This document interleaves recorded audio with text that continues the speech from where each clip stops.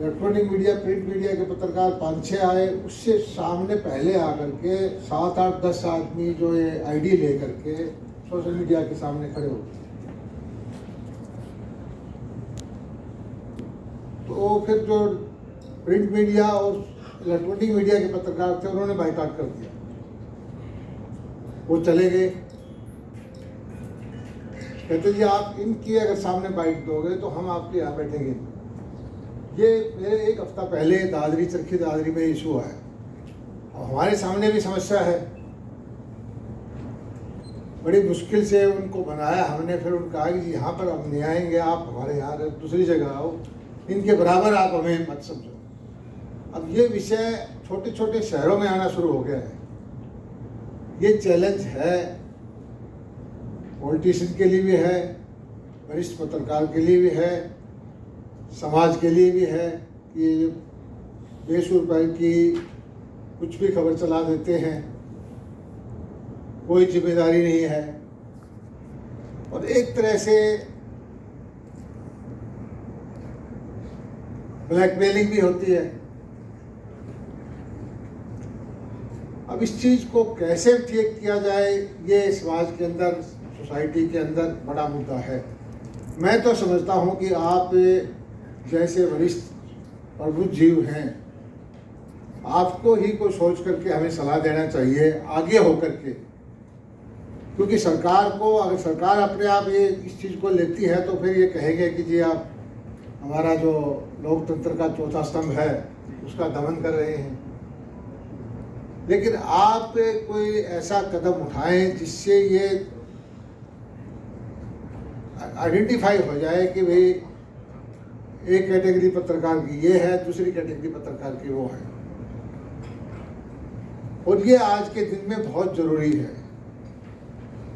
अमित तारे जी बता रहे थे, ये सही है कि चुनाव के वक्त के अंदर 150-200 आईडी लेकर लोग पीछे हो जाते हैं। हम तो किसी वोट मांगने के बजाय सारा दिन उनसे बचते रहते हैं कि किस तरह से क्या करें।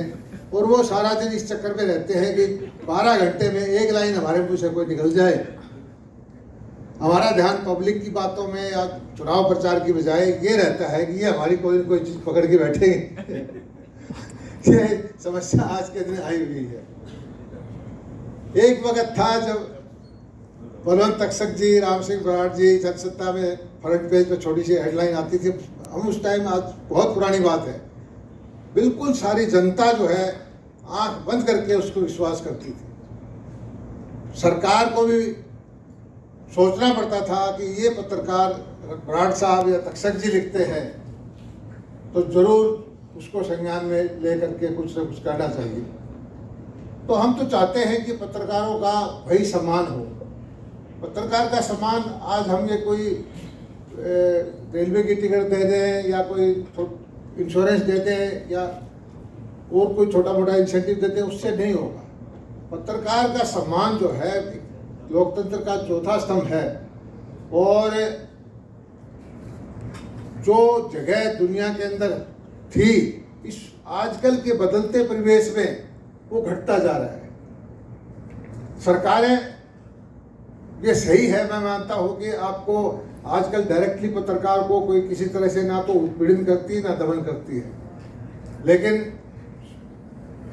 ये भी सही है कि सरकारें जो है, आपके प्रेस के जो हेड है, मालिक या मीडिया चैनल के हेड हैं, डायरेक्ट उनसे संपर्क करके कहीं न कहीं से अनुकूल करने की कोशिश करती हैं।